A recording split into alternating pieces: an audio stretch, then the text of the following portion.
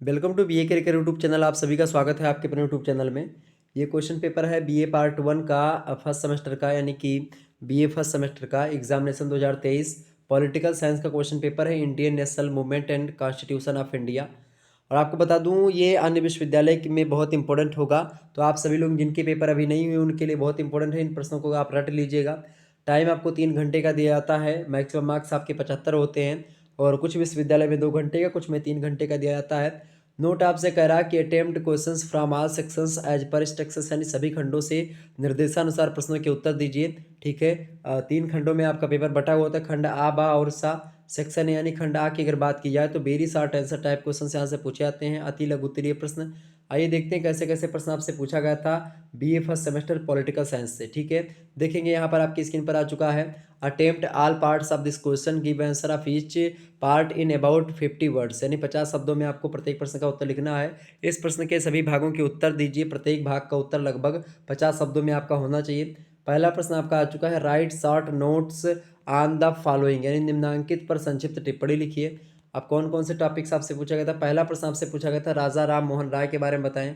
राजा राम मोहन राय के बारे में आप जो है मैंने बताया है, आप मॉडल पेपर देखेंगे शुक्ल स्टडी पॉइंट चैनल पर, आपको मॉडल पेपर मिल जाएगा। प्लेलिस्ट बनी हुई है फर्स्ट सेमेस्टर के लिए, आप उसमें तमाम प्रकार की वीडियोस को देख सकते हैं। बहुत सारे मॉडल पेपर और बहुत सारे क्वेश्चन पेपर आप देख सकते हैं। अगला क्वेश्चन आपका है, फर्स्ट वार ऑफ इंडिपेंडेंस, स्वाधीनता का प्रथम युद्ध बताएं। स्वाधीनता का प्रथम युद्ध के बारे में आपको बताएं, 1857 की जो क्रांति हुई थी उसी के बारे में यहाँ पर पूछा जा रहा है। उसके बारे में आपको बताना था, मैंने विस्तार से बताया हुआ है, आप देख लीजिएगा वीडियो जा करके शुक्ला डिपार्ट चैनल पर। अगला क्वेश्चन आपसे पूछा गया, 3 reasons of the birth of Indian nationalism. ठीक है, प्रश्न कह रहा है भारतीय राष्ट्रवाद के उदय के 3 कारण बताएं। लगभग 4-5 कारण मैंने विस्तार से आपको समझाया था, आप आसानी से देख पाएंगे तो देख लीजिएगा। बस चैप्टर नंबर 1 में मैंने उसको भी पढ़ाया, शुक्ला स्टडी पॉइंट पर सारी वीडियोस आपको मिल जाएंगी। अगला क्वेश्चन आपका है, शुक्ला स्टडी पॉइंट भी अपना ही चैनल है और ये चैनल भी अपना ही है, तो आप सभी लोग इस चैनल को भी सब्सक्राइब कर दीजिए और शेयर कर दीजिए। अगला प्रश्न है, 2 silent feature of Indian independence act 1947, यानी भारतीय स्वाधीनता अधिनियम 1947 की 2 प्रमुख विशेषताएं बताइए। मोस्ट इंपोर्टेंट प्रश्न है, आपकी परीक्षा में यह प्रश्न आ सकता है। अगला क्वेश्चन आप सभी लोग देखने का प्रयास करेंगे। अगला प्रश्न है आपका, explain the word sovereign in preamble of the Indian constitution, भारतीय संविधान की प्रस्तावना में संप्रभु शब्द की व्याख्या कीजिए। मोस्ट इंपोर्टेंट प्रश्न है, संप्रभु शब्द के बारे में पूछे। संप्रभु माने होता है एक प्रकार से सॉवरनिटी। सॉवरनिटी का मतलब होता है कि कोई देश जो कि आंतरिक और बाहरी रूप से पूर्ण रूप से स्वतंत्र हो, यानी कि वो उस देश पर किसी दूसरे देश का एक प्रकार शासन ना हो। जैसे मान लेते हैं भारत देश है, संप्रभु देश है। क्यों संप्रभु है? क्योंकि भारत पर मोदी जी का शासन है। मोदी जी को किसने चुना है? हम लोगों ने चुना। यानी कि जब हम अपने देश के शासक को चुनते हैं, हम मोदी जी अगर जो है इंग्लैंड की महारानी के या इंग्लैंड के प्रधानमंत्री के कहने के हिसाब से आगे बढ़ेंगे या चलेंगे कि भाई, तो वो दिक्कत है, तो वो एक प्रकार संप्रभु नहीं रह जाएंगे।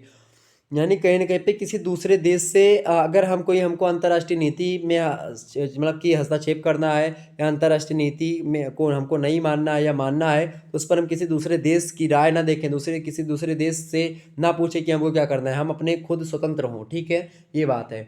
अगला प्रश्न आपका आ चुका है, अगला प्रश्न आप देखिएगा स्क्रीन पर आपका आ चुका है भाई, F number, right of constitutional remedies, यानी कि संवैधानिक उपचारों का अधिकार बताएं। संवैधानिक उपचारों का अधिकार जो अनुच्छेद 32 में आपको दिखाई पड़ेगा।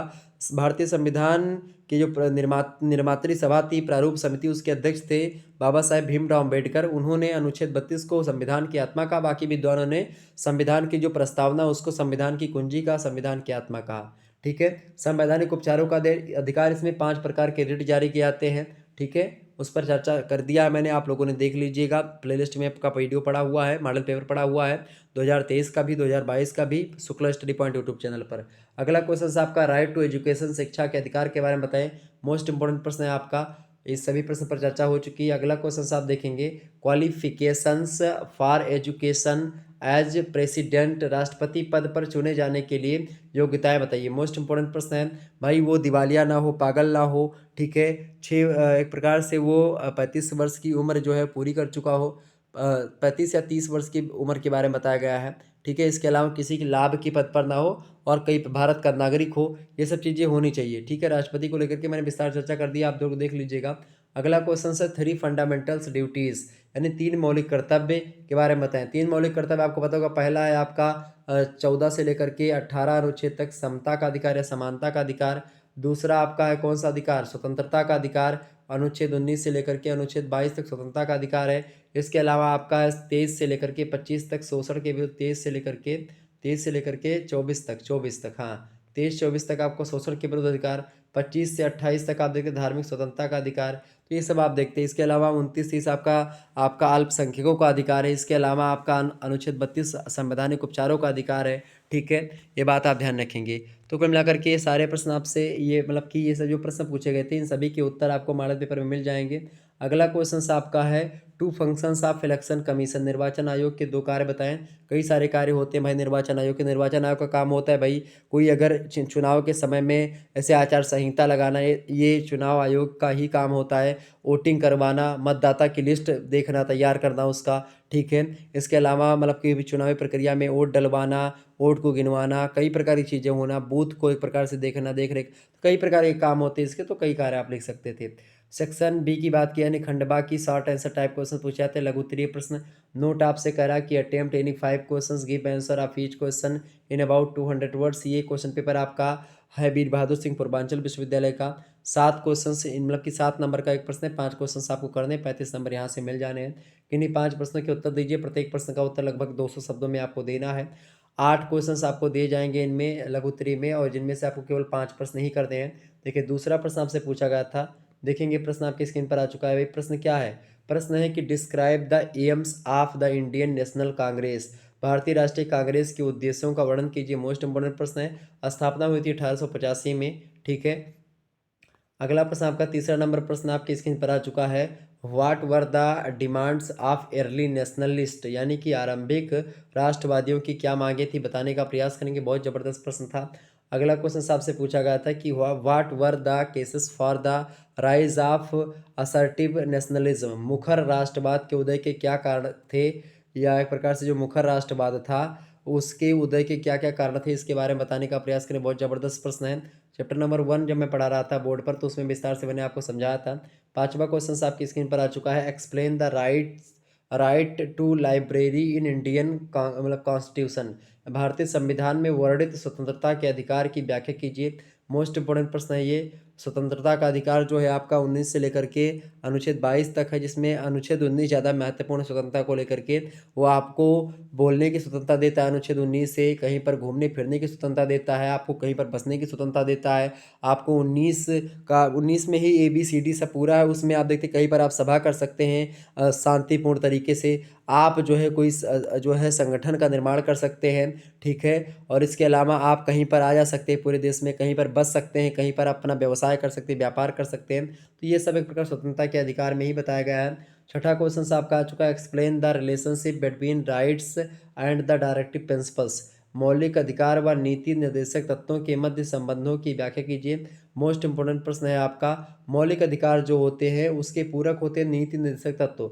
आप देखते हैं मौलिक अधिकार अगर आपका हनन होता है तो उसके लिए आप न्यायालय जा सकते हैं, लेकिन अगर नीति निर्देशक तत्व यानी कि जो DPSPs हैं इनका हनन होता है, फिर ये इनको इम्प्लीमेंट नहीं करता कोई राज्य कोई देश, तो एक प्रकार से वो उसके लिए आप न्यायालय नहीं जा सकते हैं। ठीक है, मौलिक अधिकारों को अनुच्छेद 12 से लेकर के अनुच्छेद 35 में शामिल किया गया भारतीय संविधान में, जिसको भाग 3 कहते हैं। ये बात ध्यान रखेंगे, भाग 3 के नाम से जानते हैं। क्लियर। और नीति निर्देशक तत्वों की बात कहने की जिसको आप directive principles of state policies बोलते हैं अंग्रेजी में, इसकी अगर बात की तो इसमें खास करके इसमें अनुच्छेद 36 से लेकर के अनुच्छेद 51 तक इसको रखा गया है DPSP को।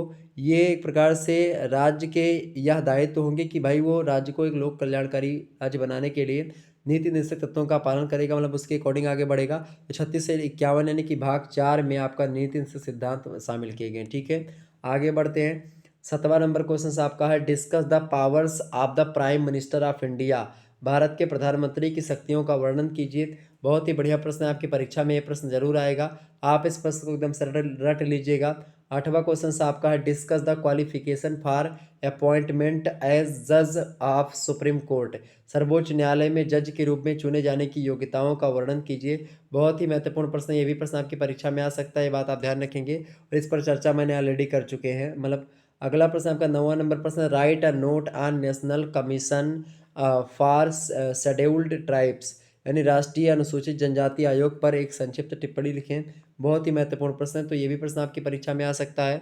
ठीक है, तो आप आगे बढ़ते हैं। आपको 4 प्रश्न ही करने थे लघु उत्तरीय से। बात करते हैं सेक्शन सी की, यानी कि खंड सा की। लॉन्ग आंसर टाइप क्वेश्चंस पूछे जाते हैं यहाँ से। दीर्घ उत्तरीय प्रश्न जिनको हिंदी में कहते हैं। यहाँ पर आपको 4 क्वेश्चन दिए जाएंगे, जिनमें से केवल आपको 2 ही प्रश्न करने हैं। Attempt any 2 questions, give answer of each question in about 500 words, यानी कि इन्हीं 2 प्रश्नों के उत्तर देने हैं। प्रत्येक प्रश्न का उत्तर लगभग आपको 500 शब्दों में देना है। 10 नंबर का एक प्रश्न है। ठीक है, 2 क्वेश्चन आपको करने हैं 4 प्रश्न में से। प्रश्न आपका आ चुका है, elaborate the birth and development of Indian national movement. प्रश्न क्या कह रहा है कि भारतीय राष्ट्रीय आंदोलन के जन्म व विकास का वर्णन कीजिए। बहुत ही महत्वपूर्ण प्रश्न है आपकी परीक्षा की दृष्टि से। वहीं अगला प्रश्न आपसे पूछा गया 11वां नंबर प्रश्न है, explain the composition and working of constituent assembly, how was the constitution of the Indian Republic formed. यानी आपसे कह रहा है भाई, प्रश्न क्या कह रहा है, प्रश्न आपसे कह रहा है कि संविधान सभा के गठन व कार्य प्रणाली की व्याख्या कीजिए। भारतीय गणतंत्र का संविधान कैसे गठित हुआ, इसको बताएं। मोस्ट इंपोर्टेंट प्रश्न है। अगला प्रश्न आपसे पूछा गया था, describe the powers and functions of the president of India. Bharat के राष्ट्रपति की शक्तियों कार्यों का वर्णन कीजिए। भारत पेपर में मैंने इस प्रश्न का उत्तर बताया, आप देख लीजिएगा। अगला क्वेश्चन आपका 13वां नंबर प्रश्न आपका आ चुका है स्क्रीन पर, सभी लोग देखने का प्रयास करेंगे। वीडियो को लाइक और शेयर अवश्य कर दीजिएगा, इस चैनल को सब्सक्राइब भी कर दीजिएगा। ओके, प्रश्न आपका, elaborate the composition, organisation and functions of the Supreme Court of India. भारतीय सर्वोच्च न्यायालय के संगठन मतलब कि गठन, संरचना और कार्यों का वर्णन कीजिए। इस प्रश्न को भी मैंने मॉडल पेपर में स्थान दिया था, उसको रखा था और कहा था ये प्रश्न आपका आएगा दीर्घ उत्तरीय में। और ये भी प्रश्न आ गया राष्ट्रपति को लेकर के भी मैंने कहा था, उसको रखा भी था, वो भी आपका आ गया। लगभग अधिकतर प्रश्न जो हैं वो हमारे द्वारा बताए गए मॉडल पेपर से ही आए हुए हैं। आप आसानी से इन सभी प्रश्नों को कर पाए होंगे, निश्चित तौर पर कोई दिक्कत नहीं होगी और आसानी से इसी प्रकार से आगे करते रहेंगे।